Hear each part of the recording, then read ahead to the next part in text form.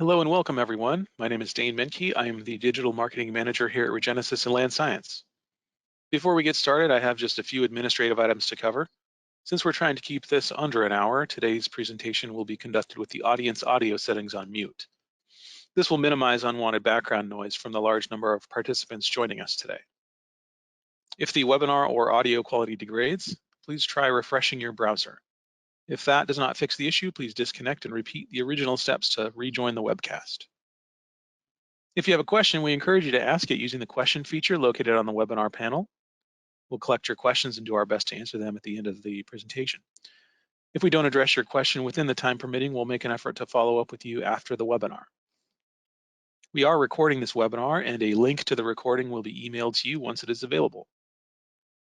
In order to continue to sponsor events that are of value and worthy of your time, we will be sending out a brief survey following the webinar to get your feedback. Today's presentation is the first in a two-part series on risk and liability, and will focus on PFAS mitigation and managing liabilities. With that, I'd like to introduce our presenters for today. We are pleased to have with us Hilary Robinson, Emerging Contaminants Lead for RPS Ocean Science. Hilary Robinson excels in the evaluation of chemical fate and transport processes for exposure reconstruction and spill modeling, particularly related to large-scale chemical releases with multimedia impacts and emerging contaminants. Using these skills, she provides support to clients wishing to evaluate matters related to ecological, occupational, and public health. We're also pleased to have with us today Eric Leitz, Director for RPS Legacy Site Services. Eric Leitz has almost 25 years of experience in the environmental field, overseeing site investigation and remediation of soil, gas, and groundwater. Eric has spent several years working with clients on sites with known or potential emerging contaminants concerns, such as 1,4-dioxane and more recently PFAS.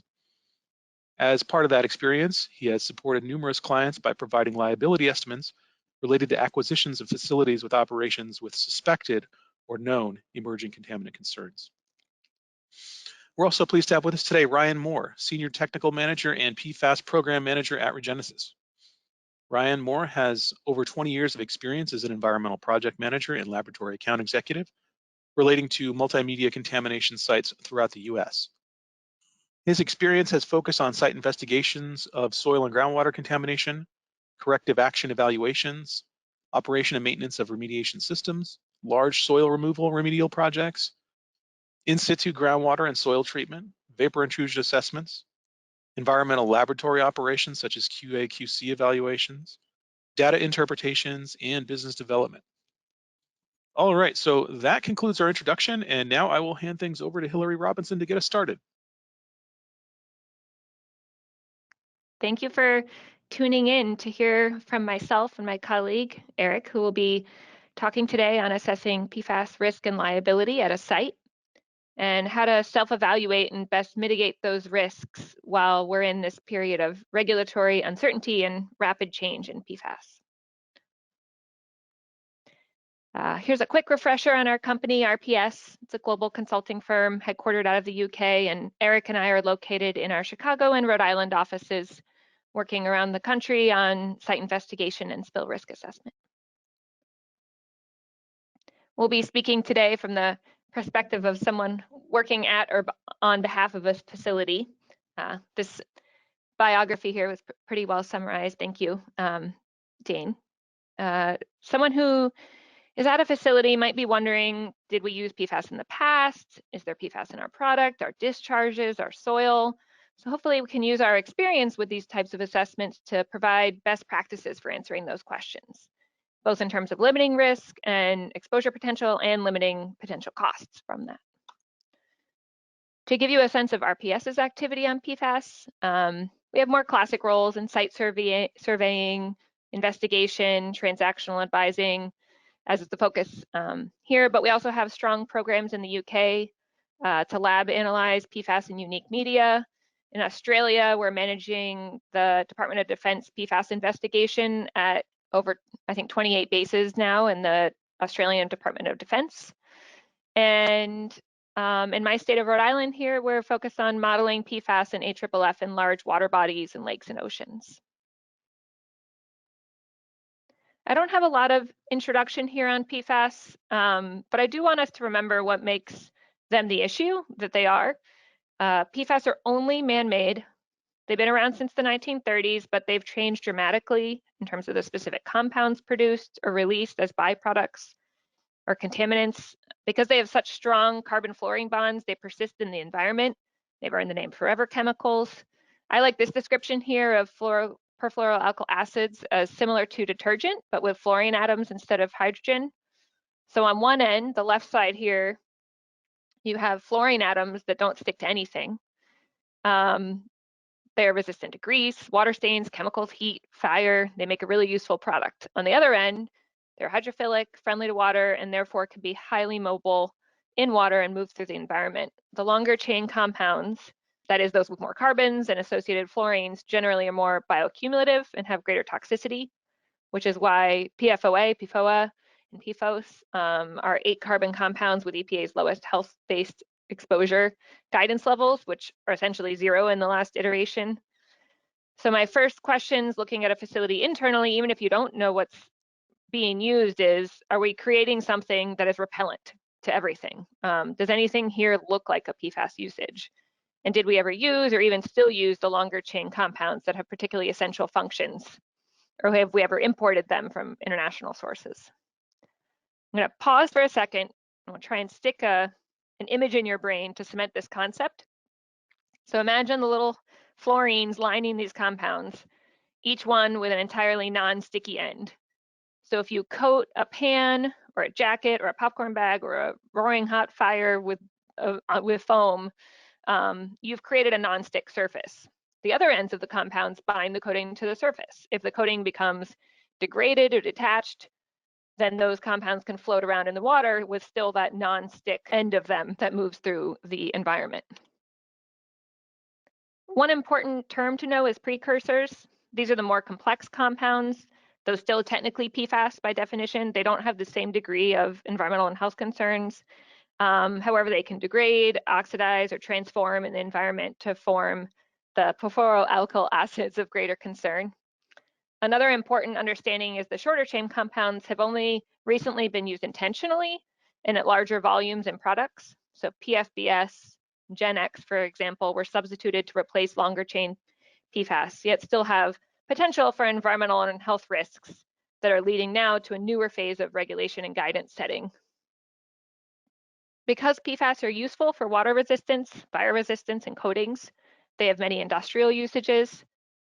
PFOA and PFOS, PFAS, and their replacements have been used in coatings for carpets, clothing, upholstery, paper products, such as resistant cardboards and popcorn bags, metal plating, surfactants, semiconductors. One of the biggest usages that involves direct release to water, rather than just being a byproduct in manufacturing, has been AFFF, aqueous film forming foam, which is used for fire suppression and firefighting, especially at airports and military facilities. Another source of PFAS in the environment is the waste from these usages, which can go to landfills or to wastewater treatment plants, where PFAS accumulate in sludge and can indirectly enter the environment. Some PFAS are not captured by treatment and go into water, and others accumulate in biosolids that are spread over agricultural sites as fertilizer. The business of figuring out where PFAS that has been found in the environment is coming from, therefore very complex. So as mentioned, the goal of this presentation is to walk through a series of questions and lessons learned that you might consider when determining the risks from PFAS posed at a site and how those risks and liabilities could be managed. It's important to remember how hard it is to know if PFAS is present or used at a site. It's a catch-all term that can capture many things, many compounds. No MSDS safety data sheet is going to say PFAS on it. It may not even list specific compounds. So you want to look for the non-stickiness. You want to look for fluorine, even that fluor, phrase, and then follow the trail to understand what compounds with fluorine exist, if they could be PFAS. There should be more data available soon with the new TSCA reporting rule to understand what's being produced by manufacturers as well as imported. There are multi-industry studies that are useful with helpful research on typical PFAS ingredients. There are some state-based resources like the Massachusetts TURA that's helping companies determine if they are using products with PFAS. And kind of as a free service, contacting suppliers to get details that are not provided on the SDSs due to confidential business information. So I would expect more surveys and requests to be passed around as everyone tries to get a better picture. Once you have supplier information in hand or historical documents about the processes that may have contained PFAS, the next question would be, does the timeline fit what you're seeing? PFOS, PFOA, and PTFE have been in use a long time. Fluorotelomers, which are the predominant compounds in current firefighting foams, are more popular now, don't contain the longer chain perfluoroalkyl acids as intentional major ingredients. Another way of thinking about this is putting together a classic source pathway receptor analysis to see if you can connect the dots to PFAS being detected in the local environment. Chemical fingerprinting is definitely possible with PFAS, but it's not simple. And I believe it really needs a weight of evidence supporting it that shows the historical or current use matching that fingerprinting, a matching industry usage that makes sense of why you would use those products, a matching timeline to the types of compounds being produced and when they would have entered the environment, and a pathway of release to the environment via direct or indirect waste.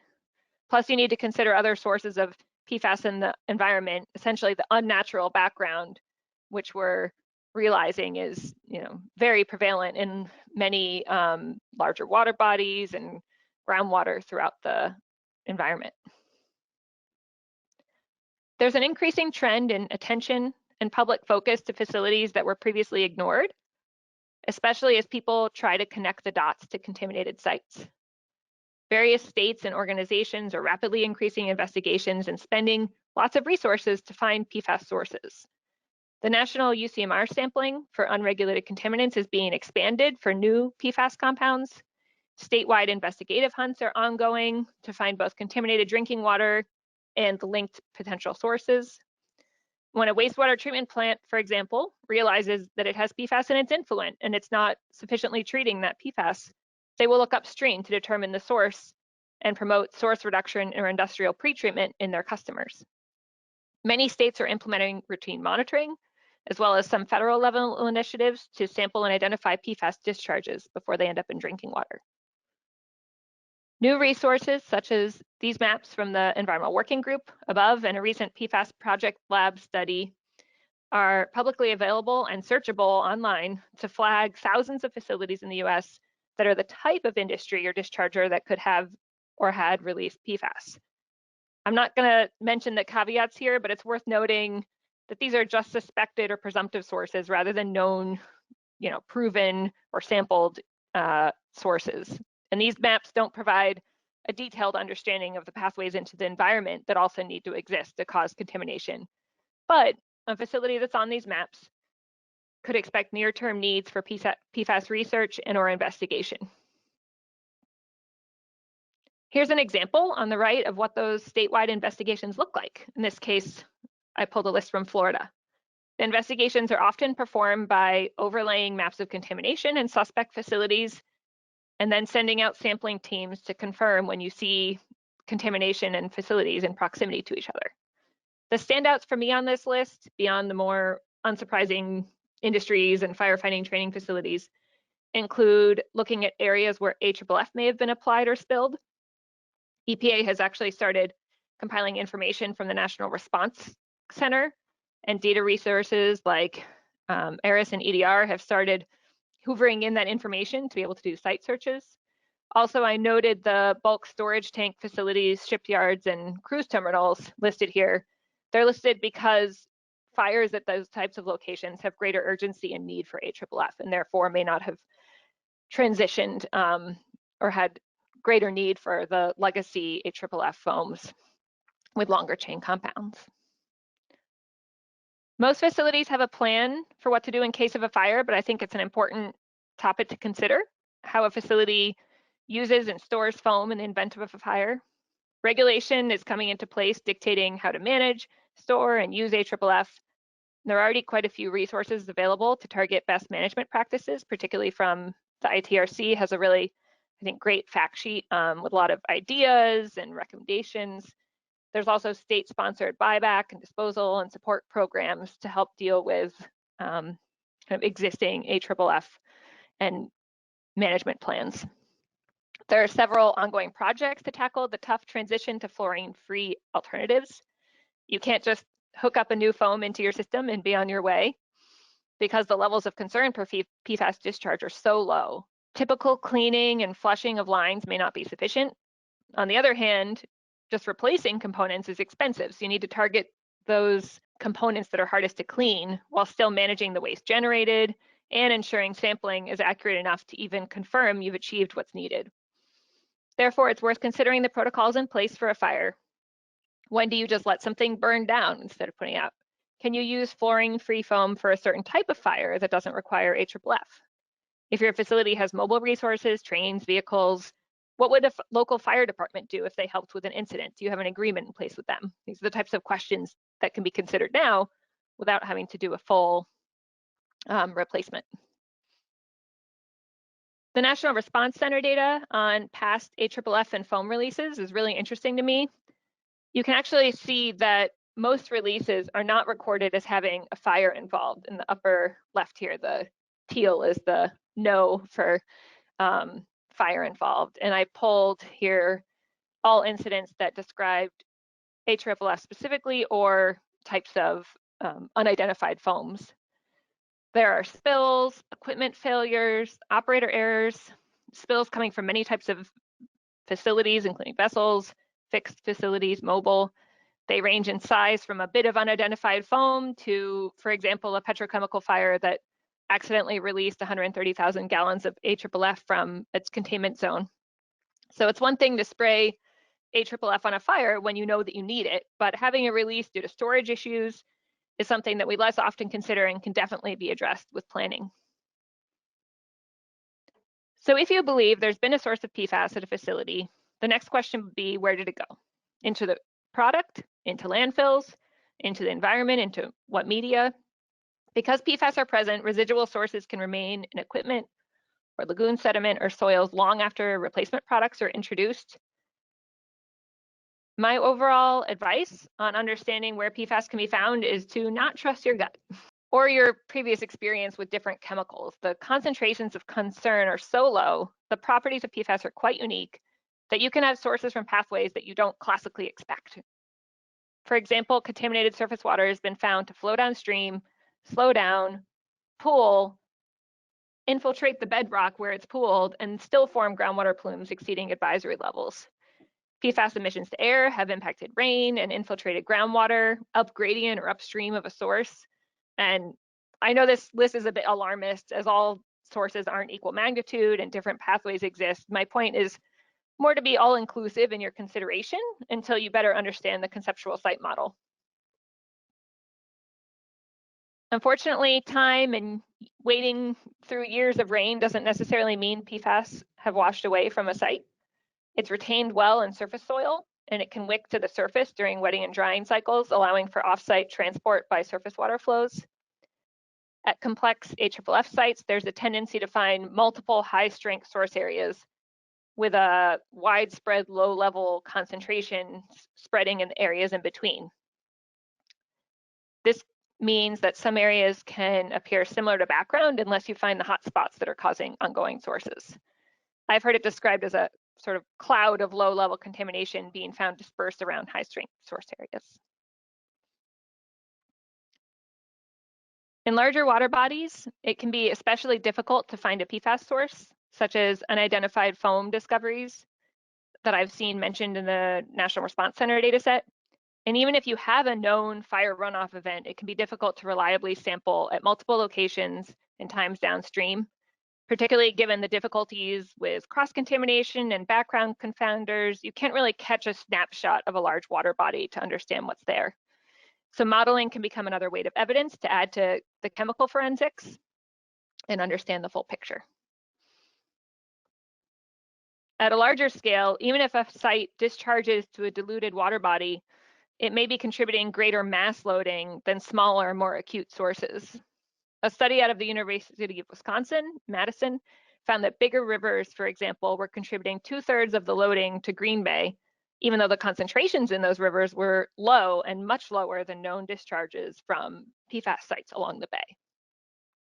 So if there's a lot of water involved, you may need to model the contribution rather than relying only on sampling that struggles with temporal changes and background levels, etc. However, sampling is still often the best first tool for investigation. And on that note, I'll turn to Eric Leitz to discuss site investigation options at this point in the process.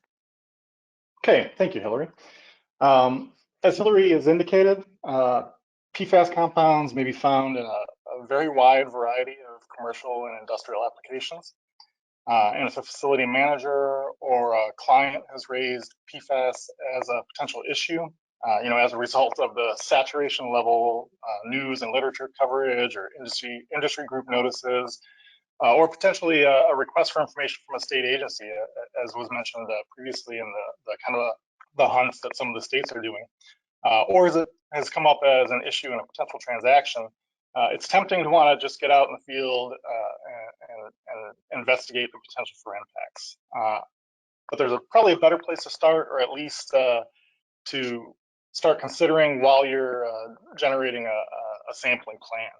So I think the better place to start, or rather work simultaneously with sampling, is to determine if the identified PFAS at your facility are critical to the process, product, or the facility.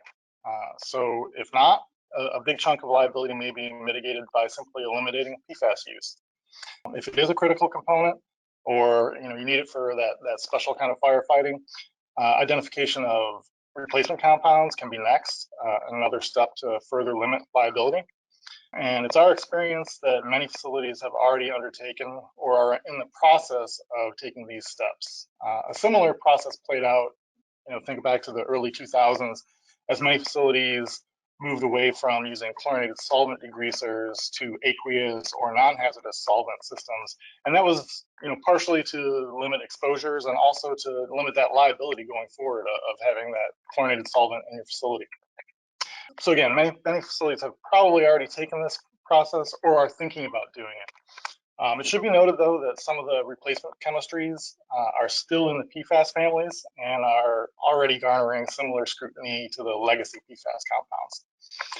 So that said, we are finding that many of our clients have taken or are planning to take these elimination steps, but there are kind of caveats to it.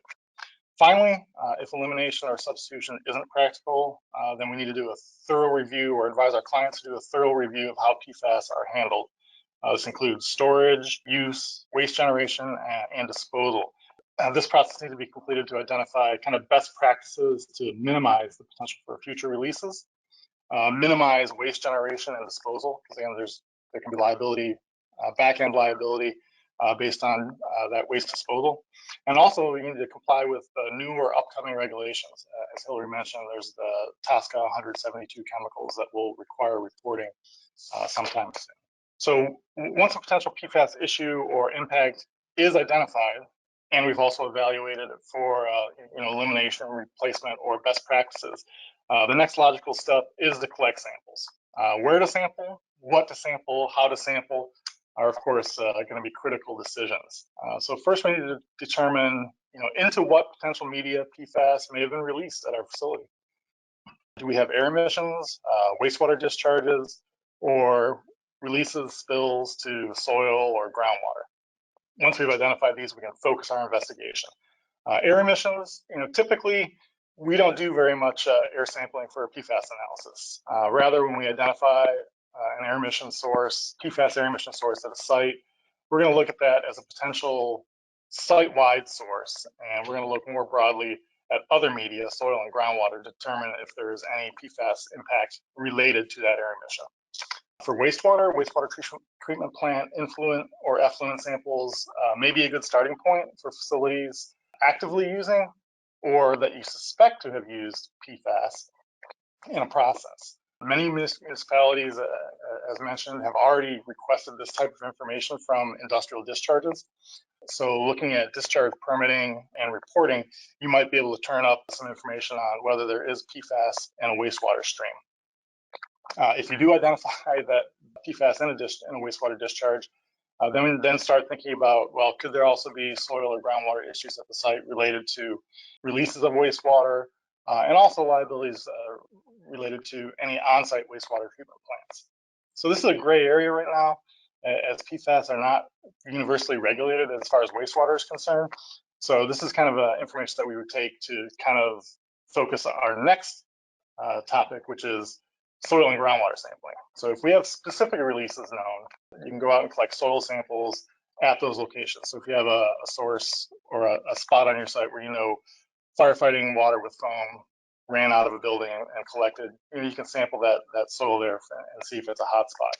If releases are suspected from more general industrial operations, for example, we all know that PFAS was often used in plating operations, our sampling regime would look something similar to a regular phase 2 for a chrome plating operation. We would look around the process areas, material waste storage areas, and any associated wastewater facilities.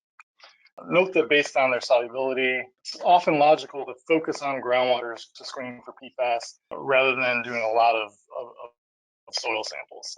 PFAS analysis as an emerging contaminant can be costly, so focusing on groundwaters to screen for impact may return kind of more bang for your buck per analysis if the site geology is appropriate. So if you have transmissive soils and shallow groundwater, you can reasonably expect something like PFAS compounds to have infiltrated with precipitation into that groundwater and kind of dispersed in the site. You might be able to identify them more readily than just going out and taking a ton of soil samples. So we decided there may be a PFAS issue at our site. We want to sample soil and groundwater to quantify the potential liabilities, but there are literally thousands of unique PFAS compounds which were produced over several decades, and the labs just aren't, it's just not possible to analyze every compound. The labs don't have the capability to analyze everything, and the cost would, if they could, the cost would be prohibitive anyway. So sampling requirements or guidance also varies widely from state to state. Some are pretty good. Some states still have essentially no guidance at all. So a basic starting point for sampling for PFAS is specifically look for PFAS and PFOA. These are probably the most commonly used PFAS compounds historically. Another approach could be to analyze all the compounds the lab is capable of. Generally, labs are doing around 45 to 50 PFAS compounds. One issue with either approach is the regulatory environment and the locality where your facility is based. As noted, some states have no guidance, and therefore there may be no criteria to compare your results to. Other states may have guidance or criteria on PFAS, PFOA only. Illinois started out with just a couple, and I think they've added some more to their list, or at most a few other compounds, PFAS and PFOA, plus I think 5 other compounds in Michigan. Some agencies may require a broad suite of analysis regardless of the regulatory criteria. So going back to Michigan, while they may only have 7 criteria promulgated, they typically require 44 compounds to be analyzed if you're doing an investigation that's going to be submitted to the state. One way around this maybe is to do the TOP or TOF analysis, which is basically a total PFAS type analysis. However, uptake of those methods have been pretty slow by regulatory agencies. Typically, agencies are going to set screening or cleanup criteria based on toxicity data for specific compounds. So there is no tox data for the top analysis because it's not a specific compound. It's a whole group of compounds. So for anybody with leaking underground storage tank experience, you may recall that in the early 2000s, many states initially had cleanup criteria for total petroleum hydrocarbons, TPH. But as their programs became more risk-based and became updated with tox data, those TPH values were rescinded or reduced to kind of initial screening levels. For that reason, there isn't a specific tox data for TPH, so it was kind of relegated to more of a screening thing. So TOP might be useful, but it's going to be more of a screening tool than something that you can really analyze liability with.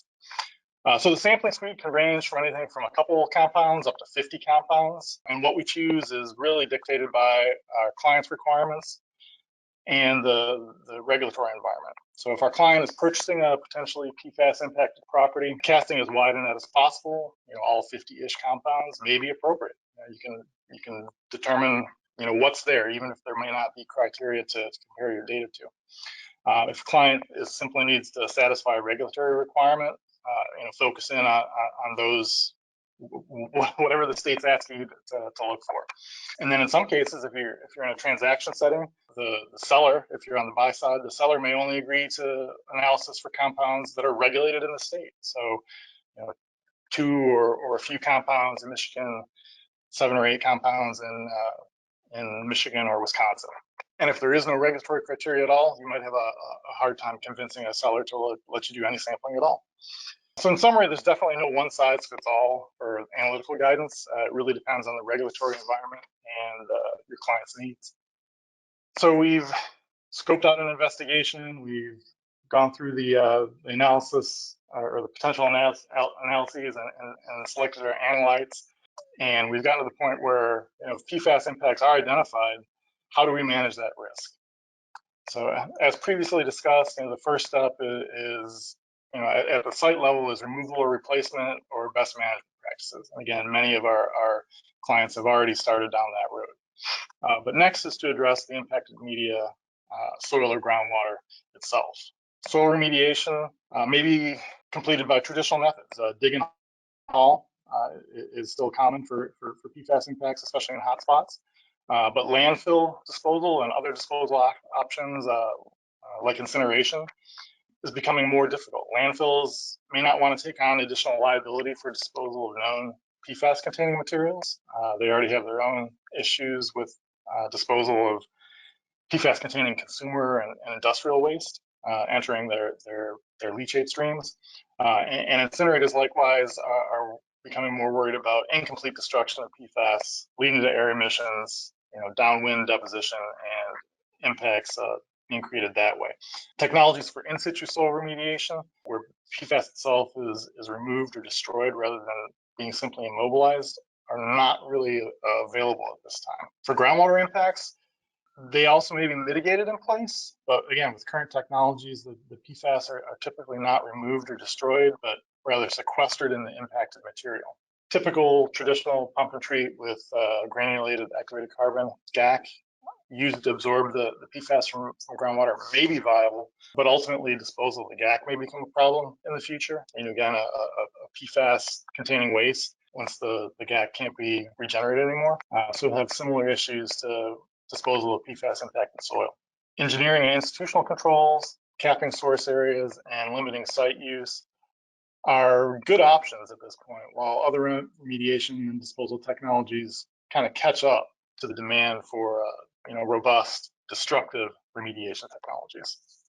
In transactions or even for facilities that are trying to manage their risks, clients often ask, we just want a clean site. How do we get to a clean site, or what is the pathway that we can follow to estimate overall costs and get to a clean site? But again, as we discussed, removing the PFAS from the environment at this time just isn't possible. So recall from the first few slides that Hilary presented, it's the very properties that make the PFAS compounds useful, industrial and commercially. So the slipperiness, heat resistance, durability, longevity, solubility, that's what makes these compounds likewise very difficult to destroy. So as noted, some proven technologies such as pump and treat with GAC are effective, but the throughput on such systems and the current cleanup target levels, which are extremely low, combined to render something like pump and treat pretty ineffective as a large-scale remedy. Therefore, right now, removal of PFAS to below identified thresholds often not going to be achievable, especially over shorter relevant timeframes. So overall, an approach that we've been taking is risk-based, but incorporating the concept of reasonably practicable. So we use a risk-based approach, but we can make allowances for what is achievable based on our available technologies, environmental sustainability of the overall solution, and the proportionality between costs and current and future risks. So as we've discussed in some of the previous slides, the full remediation of PFAS in the environment, generally we're talking about soil and groundwater, is not currently practical, although there are promising technologies that may be proven in the near future. But given the lack of these proven remediation methods, which are accepted by relevant regulatory agencies, RPS is taking a measured approach in assisting our clients.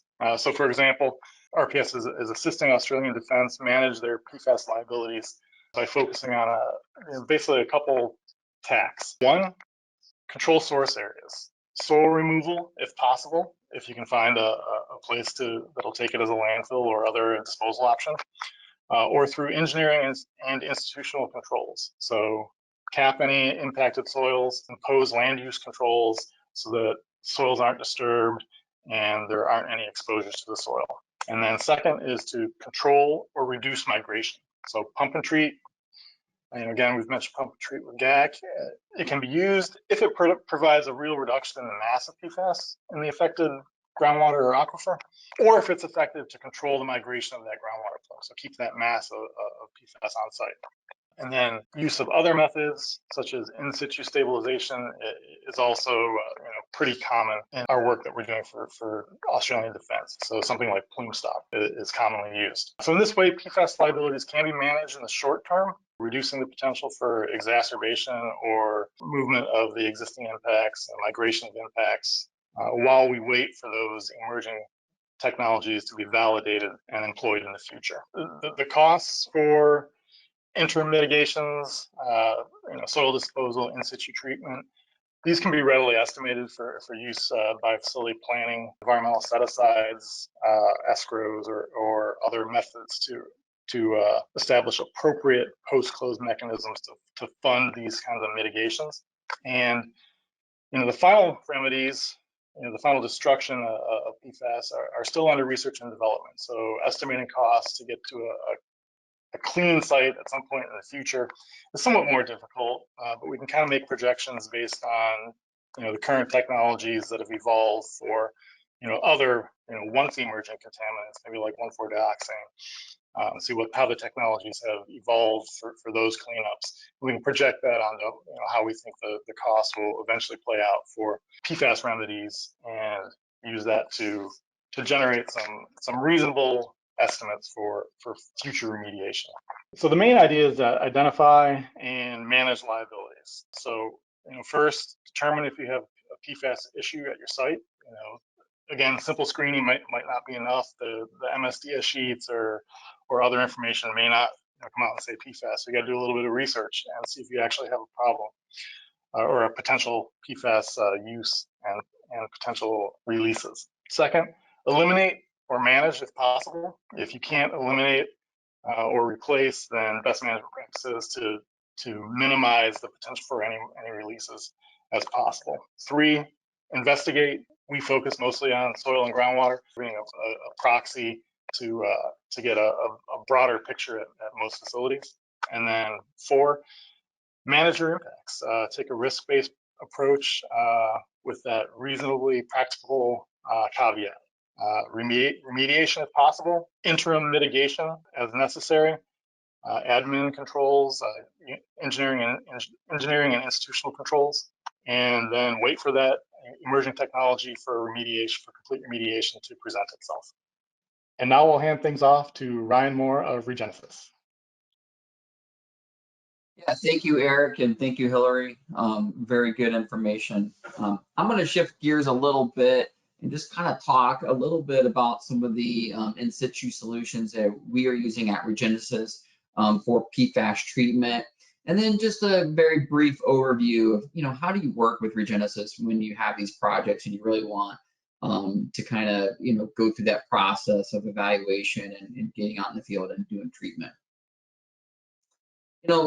First, kind of conceptually, when you take these PFAS sites, they're kind of broken up, and most contaminated sites are broken up into 3 major parts, right? You've got the source soils, which is a lot of times where the high mass is at, like Hilary was indicating, in that beta soil, significant amount of mass that can leach out over time. You've got source groundwater, usually right within the close proximity of the source soils. And then you've got more of a down gradient plume that typically will have lower concentrations. So I'm gonna kind of walk through a few different treatment options that we use at each one of these different parts of the system. First, for the plume treatment, what we've been doing now for the last 5 or 6 years is using coil activated carbon or plume stop. And I'll talk a little bit more about that in a minute, as typically in kind of a reactive barrier configuration. So we would add that plume stop or that coil activated carbon in situ, And then the goal is to really enhance the attenuation of the PFAS. ITRC just says, but enhanced attenuation is nothing more than the result of applying an enhancement that sustainably manipulates a natural attenuation process, leading to an increased reduction in mass flux contaminants. That's exactly what we're doing. And why are we doing this? Both Hilary and Eric talk a lot about risk and risk reductions, right? So what is risk? It's nothing more than the hazard times the exposure.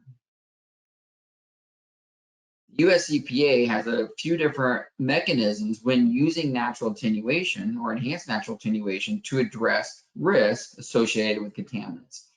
When we're using that colloidal activated carbon, in essence, what we're doing is reducing the contaminant mobility and bioavailability. By doing that, when that PFAS absorbs to that activated carbon, that exposure is no longer there. The hazard's still there, but that exposure is not. And when you remove that exposure, you eliminated the risk.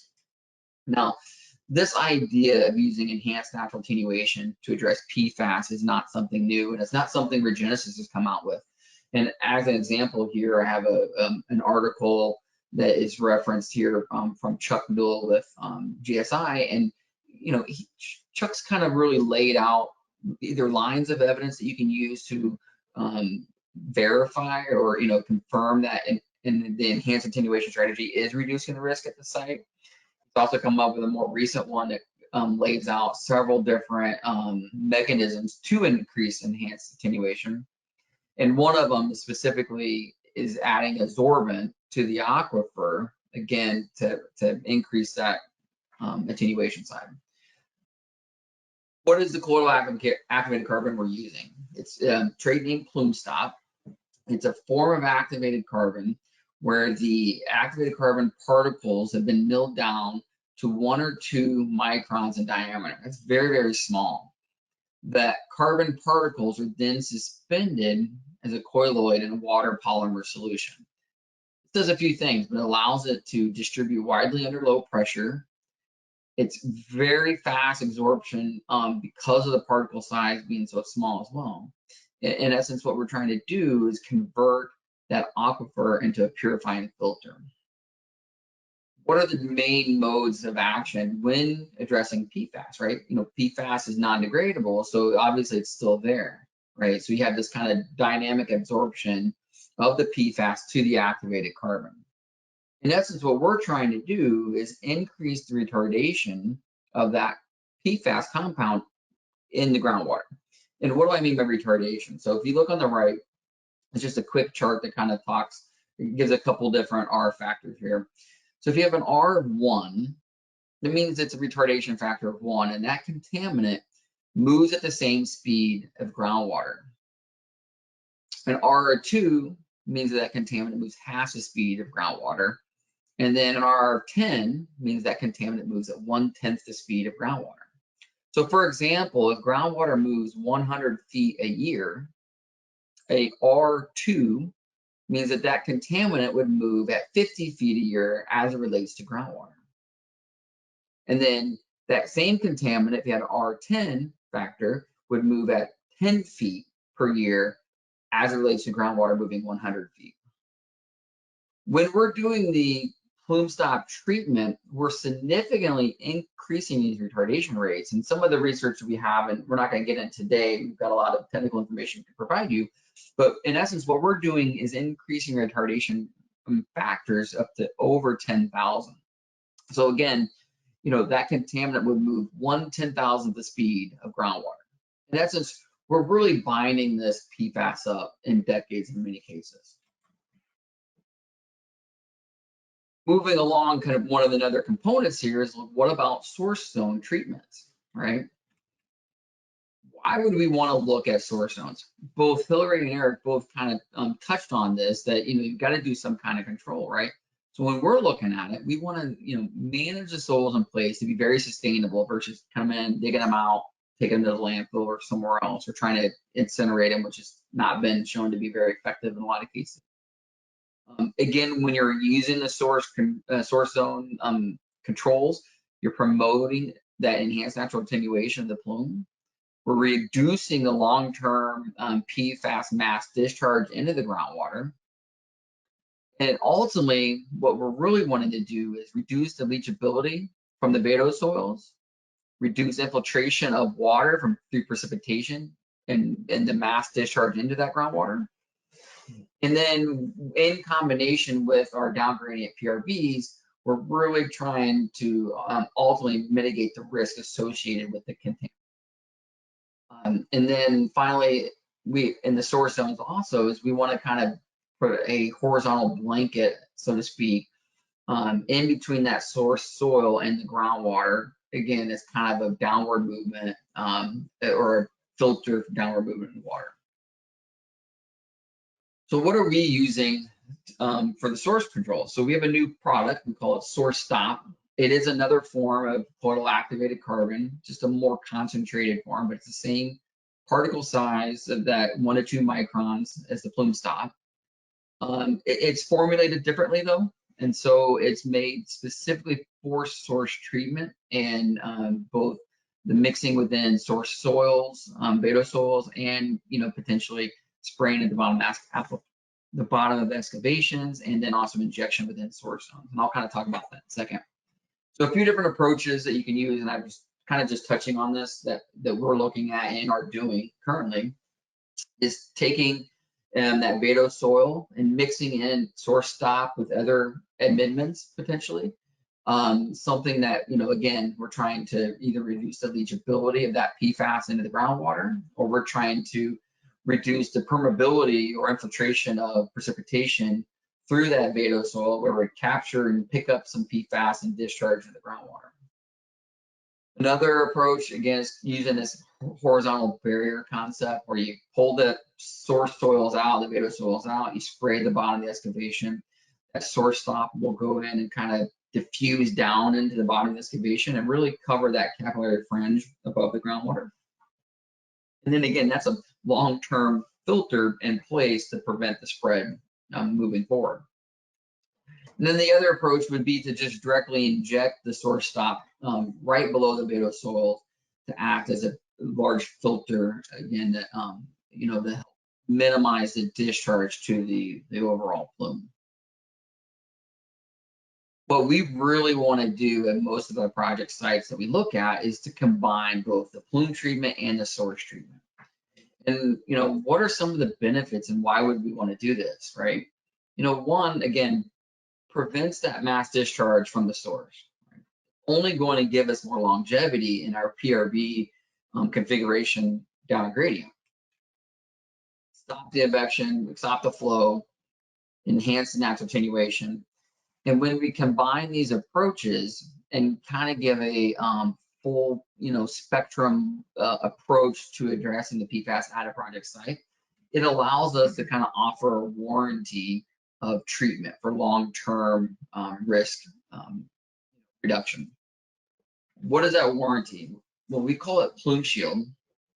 In essence, what we're going to do is come in, evaluate the total project, give you a price to meet the goals of the treatment, right? And it could be a numerical value, percent reduction, a time, longevity, etc. We're going to go through the design process, and I'll talk a little bit more about this in a minute as I walk through the process of working with Regenesis. But we're going to go through the design process, probably do some field testing.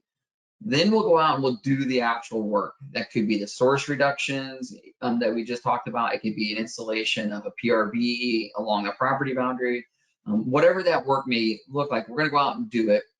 And then we are going to have a commissioning phase. And that commissioning phase just means you do the initial work, we monitor for a few months. Do we meet the objectives that we set out to meet?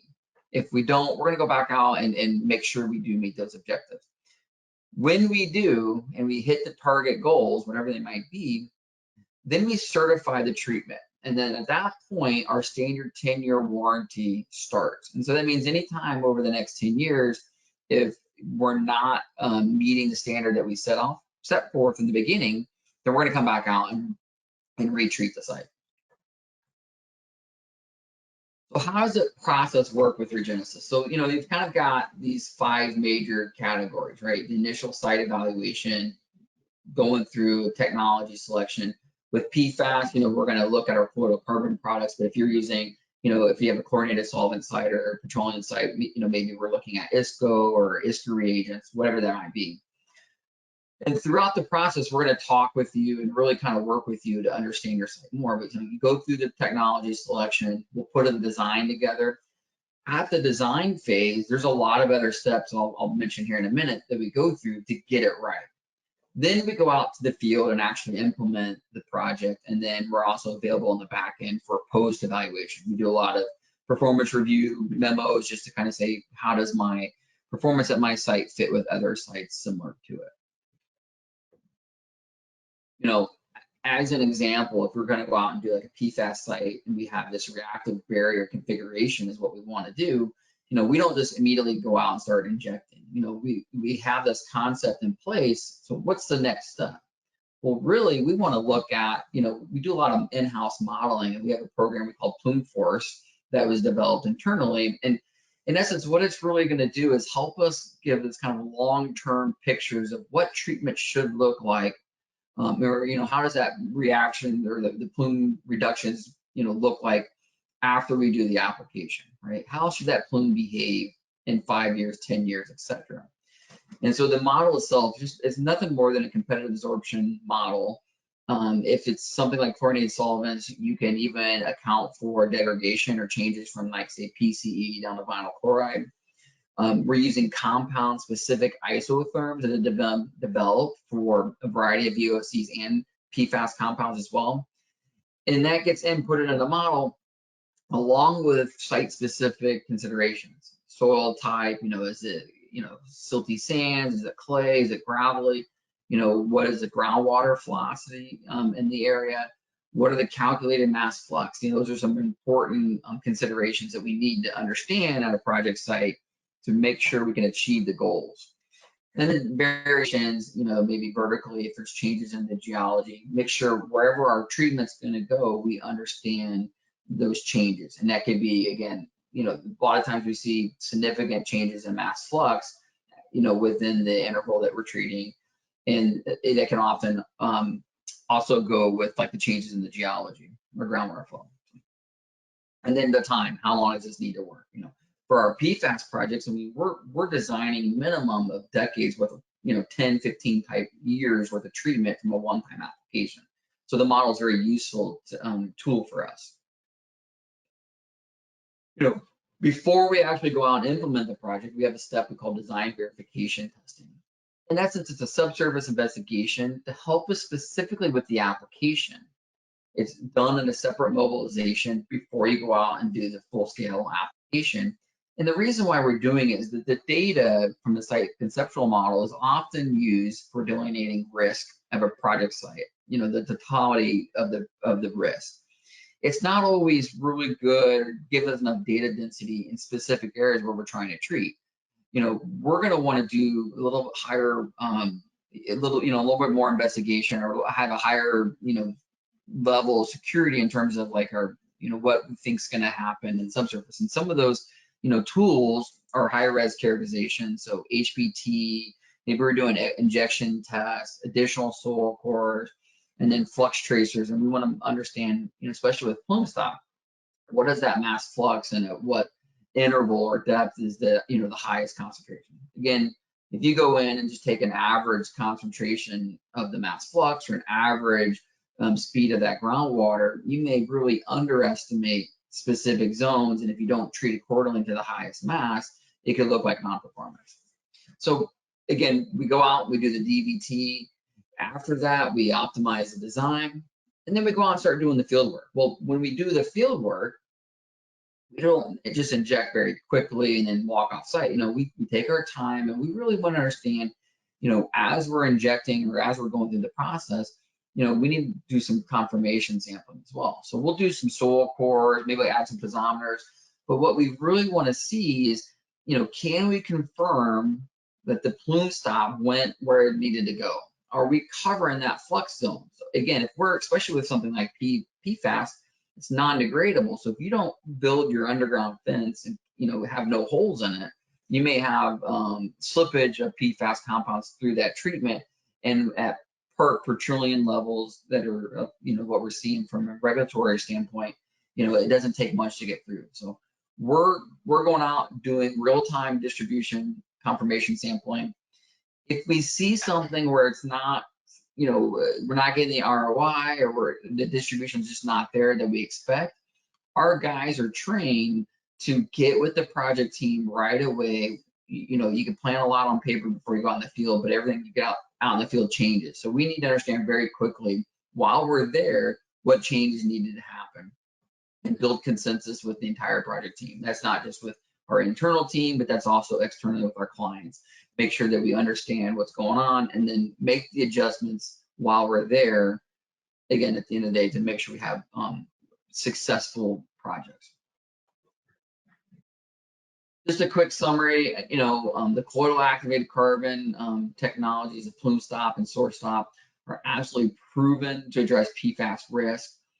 Our process from the modeling through the design verification, testing, application, placement validation, all leads to very successful projects, which allows us to give us standard 10-year warranties on PFAS projects, and no one else out in the industry can say that. And with that, I'll open it up to some questions. All right, thank you very much, Ryan. That does conclude the formal section of our presentation. So at this point, we'd like to shift into the question and answer portion of the webcast. Before we do this, we just want to acknowledge we might be running a little bit over the hour for this webinar. We did not want to cut short any of this really valuable information, and we have some great questions. So thanks to those of you who are staying with us. And if you do have to hop off, we will be sending a link to the recording after the webinar. All right, so let's circle back to the questions here. This is a question for Hilary.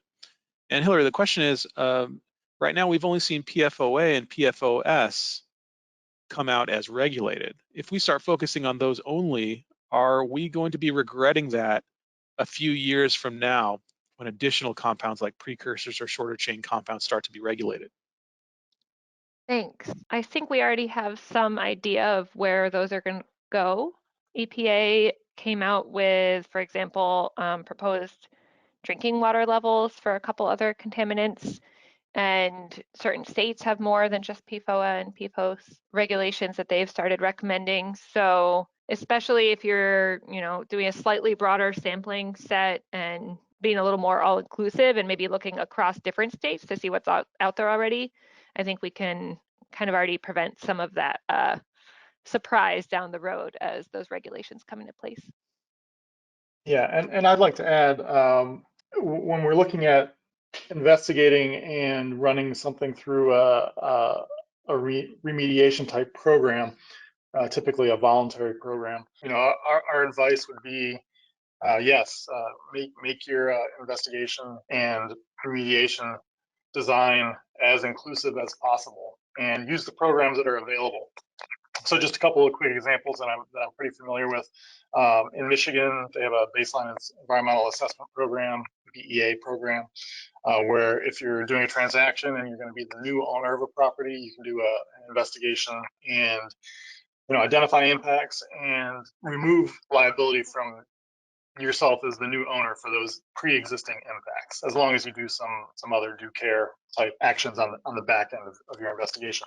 That said, in the BEA program, the program relies on promulgated criteria, and Michigan has promulgated some groundwater criteria for several PFAS compounds. So you'd want to include all those in your BEA, as much as you can. I think similarly for Illinois, the site remediation program, another voluntary program, there's some draft, maybe not promulgated criteria out in Illinois as well. And again, if you're going to run a site through the SRP and the PFAS issue, make it as broad as possible. Use the existing available programs to their full benefit. Okay, thanks, Eric and Hilary. So here's another question. This one's for Ryan. Ryan, the question is, which co-contaminants can cause challenges for an in-situ plume stop barrier? Yeah, that's a great question. Some of the more challenging compounds would be something like a 1,4-dioxane, something that just doesn't have a high affinity to activated carbon. You just wouldn't expect the same type of retention you would with, longer chain compounds like petroleum hydrocarbons or even like within the PFAS world, just being careful of the short chain PFAS compounds. The great thing about our modeling program is we're able to input even those compounds that don't have a high affinity to carbon and have a better understanding of what the post-treatment would look like. And so if a short chain compound is important for a project site, maybe there's ways to design multiple barriers or some higher concentrated dosages in certain zones to account for, again, those compounds that don't have the same affinity to activated carbon. Okay, thanks, Ryan. So we have another question here, and this one's for Eric. Eric, the question is, what about impacts from air emissions? Yeah, I kind of touch on it, but I didn't get too much into it because we don't look very closely at that. Again, for the reasons that I went over. But of course, air emissions can be an important mechanism for PFAS releases and transport. We recently identified actually an impact at a facility that was spray applying a nonstick coating to metal. The spray booth, which was just a typical paint booth, discharging through a paper type filter, and discharged pretty close to the ground level at an event that was essentially aimed at the ground. And this resulted in measurable PFAS in the soil, and one can assume, given time, that would cause impact to shallow groundwater as well. So air emissions can be a source of localized impact, but the question that's probably really being asked is about atmospheric discharge, transport, and then deposition offsite or far offsite. And this type of impact is really difficult to model, even more difficult to prove from a liability perspective. So as Hilary has indicated, given the propensity of industrial sources basically anywhere that may be using PFAS, the difficulty with fingerprinting compounds, and the additional weight of evidence you need to fingerprint something, a link to any particular facility is tenuous at best, but can't be ruled out. So I guess I would say in a situation where you might be worried about air emissions causing impacts, kind of downwind, go through the process. One, eliminate or minimize the discharge. Two, investigate on site, off site, I guess if you can, but mostly we would focus our liability investigation to on site. And then, third, plan for that potential third party liability, at some point in the future, should a complaint, come up. But again, given the state of the science, it would be a difficult case to bring against a PFAS user, so a facility using PFAS. I think this is why many of the states that are kind of looking at PFAS liability at the state level are maybe looking more towards the manufacturers than the users at this point. Okay, thanks, Eric. So we have another question here, and this one's for Ryan. Ryan, the question is, does the application of plume stop change groundwater flow rates? Yeah, that's a great question. We've had no indication that that's the case. And actually, we have a lot of field data and laboratory data to show, once the plume stop is in place and kind of coats or paints that subsurface, the particles are so small, it doesn't change the groundwater flow or the velocities of that groundwater flow. And so, in essence, the novelty of the plume stop is that, the particles are so small that it doesn't clog the soil the pore throats.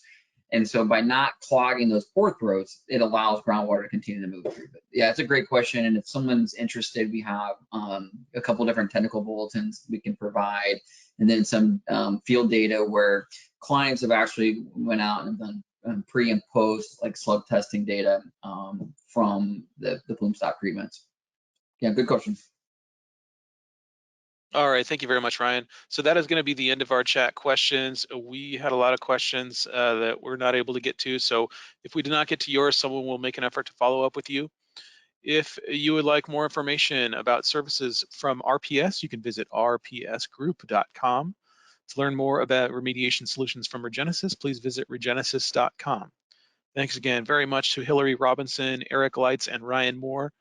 And thanks to everyone who could join us. Have a great day.